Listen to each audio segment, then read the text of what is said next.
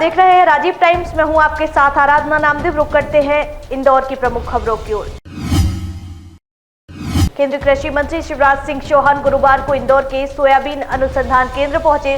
Field निरीक्षण के दौरान यहां केंद्रीय मंत्री खेत में ट्रैक्टर चलाते हुए नजर आए। साथ ही उन्होंने यहां किसानों से चर्चा भी की। इस दौरान कृषि विभाग के अधिकारी भी मौजूद रहे।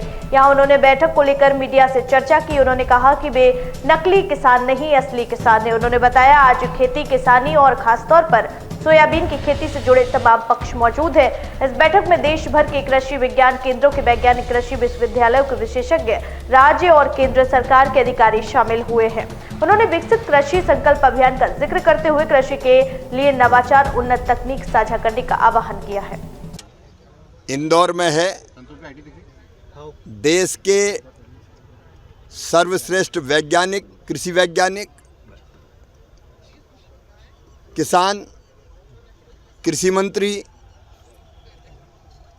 कृषि विज्ञान केंद्र के लोग, एग्रीकल्चर यूनिवर्सिटीज के लोग और राज्य और केंद्र सरकार के अधिकारी आज सोयाबीन संस्थान आए हैं।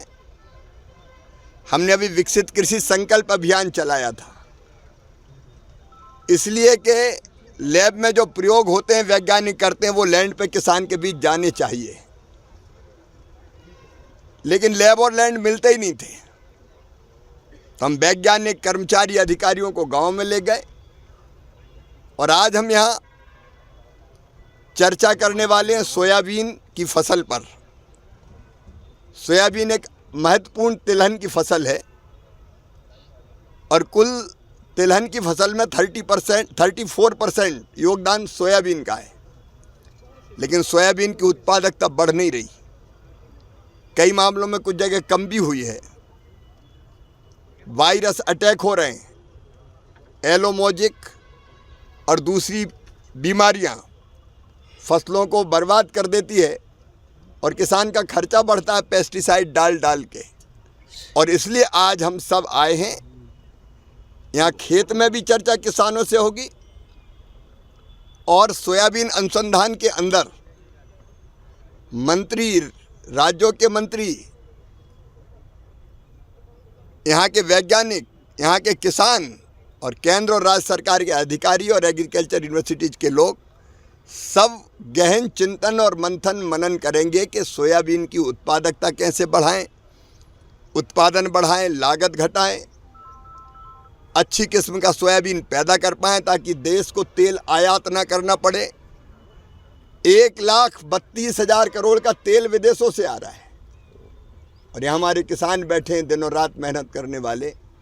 कोशिश होगी इन किसान भाइयों के साथ मिलकर हम ऐसा रास्ता निकालें कि इससे हम उत्पादन बढ़ाएं, अच्छी किस्म का सोयाबीन पैदा करें और सोयाबीन के भंडार भर के तेल से भी भरपूर कर दें भारत को, ताकि विदेशों से ना मंगाना पड़े और किसानों की इनकम भी बढ़ जाए।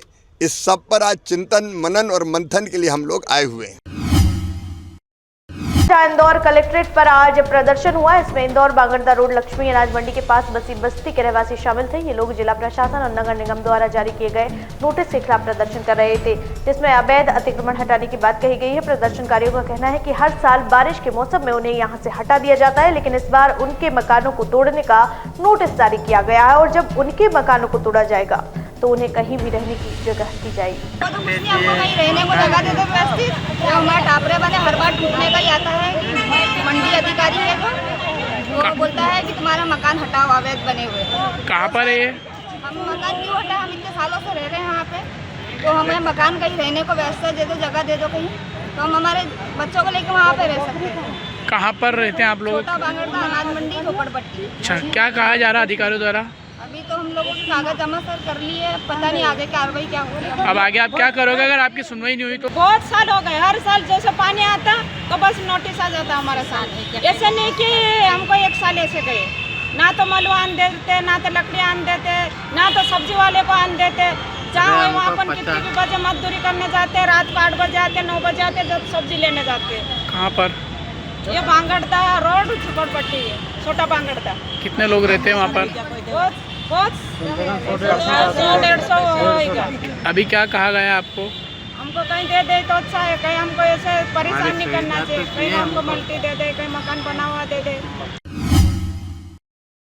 इंदौर के गुरु नानक टिम्बर व्यापारियों ने आज कलेक्टर आशीष सिंह से मुलाकात की और टिम्बर मार्केट शिफ्टिंग को लेकर एक लिखित पत्र सौंपा। इस पत्र में व्यापारी ने अपनी चिंताएं और सुझाव साझा किए हैं। कलेक्टर आशीष सिंह ने व्यापारियों की बात सुनी और उनकी समस्या को समझने का प्रयास किया। कलेक्टर सिंह ने एमपीआरडीसी को निर्देशित किया कि इस मामले में समाधान निकाला जाए। व्यापारियों ने कलेक्टर से मांग की कि उन्हें टिम्बर मार्केट के लिए जमीन दी जाए। कलेक्टर सिंह ने एमपीआरडीसी को निर्देशित किया है, वह इस मामले में समाधान निकालने का प्रयास करेंगे। हम लोगों ने जो पिछली बार में मांग करी थी, तो फर्नीचर इंडस्ट्री के लिए जो फर्स्ट जो मशीन लगती है वो आराम मशीन लगती है, इसमें लकड़ी नहीं कटेगी तो फर्नीचर लकड़ी का बनेगा नहीं।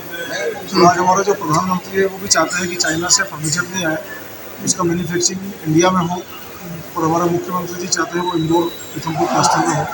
तो उसी के लिए हम इनके पास आए थे और बड़ा अच्छे से आश्वासन दिया और अच्छे से बात करी, और हम चीफ सेक्रेटरी लेवल से भी बात करके और आपका ये निराकरण करेंगे और जल्द से जल्द आपको जमीन मिलेगी। नहीं बिल्कुल होगी। और ये हमारा क्या फर्नीचर इंडस्ट्री है, फर्नीचर इंडस्ट्री में आरा मशीन इसका एक पार्ट होता है। आरा मशीन रहती है, दूसरी मशीनें रहती है, और आज का सबको रेडी टू यूज़ मटेरियल चाहिए। कोई भी लकड़ी लेके नहीं जाता है, सबको रेडी टू यूज़ चाहिए। तो आरा मशीन भी उसका पार्ट है।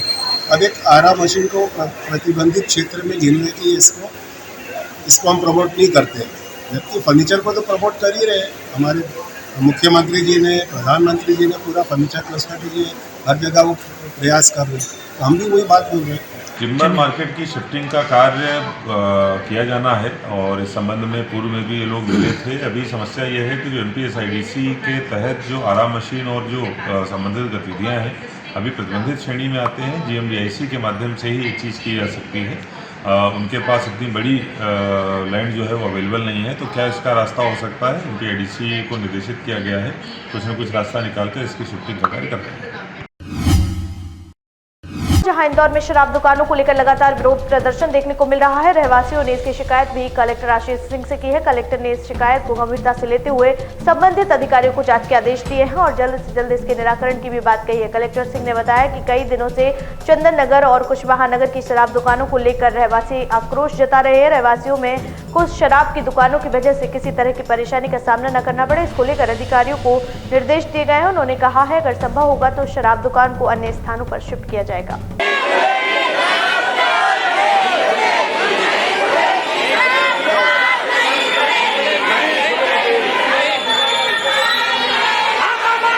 दो दुकानों के संबंध में विरोध प्रदर्शन हो रहे हैं। चंदन नगर का है, एक कुशवाहा नगर की दुकान संबंधित है। दोनों में जो संबंधित वहां पर कॉलोनी है और जो भी ठेकेदार हैं उनको जो भी नियम कानून है उनके तहत कार्रवाई करने को निर्देशित किया।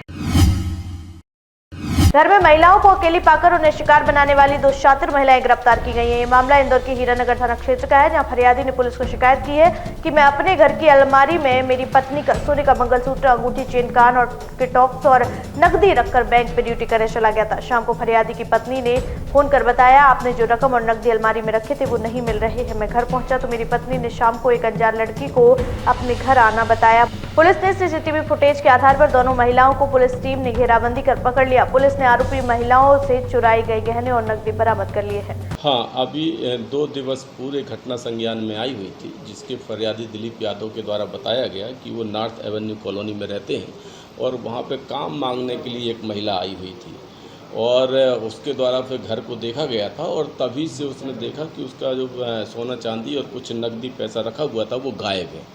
तत्काल में घटना को संज्ञान में लिया गया, टीम लगाई गई, कुछ सीसीटीवी फुटेज भी हमें मिले जिस पर से एक संदिग्ध महिला को गिरफ्तार किया गया जिसका नाम सोनम है और उसके द्वारा घटना कारित करना कबूल किया गया और उसकी एक सह आरोपी थी जो बाहर नज़र रखे हुए थी। एक्चुअली क्या ये पूर्व के आतंक अपराधी महिलाएं हैं जिनके द्वारा ऐसा कृत्य किया गया है। दोनों महिलाओं को गिरफ्तार कर लिया गया है। बजह सबूत लगभग 5 लाख रुपए का मसरूका जब्त किया गया, जिसमें सोना चांदी के जेवरात हैं, 20,000 रुपये नगद है और प्रकरण को जल्दी ही सारे साक्ष्यों को जुटा करके न्यायालय। खबरों में फिलहाल इतना ही। देश दुनिया की तमाम खबरें देखने के लिए देखते रहिए राजीव टाइम्स। नमस्कार।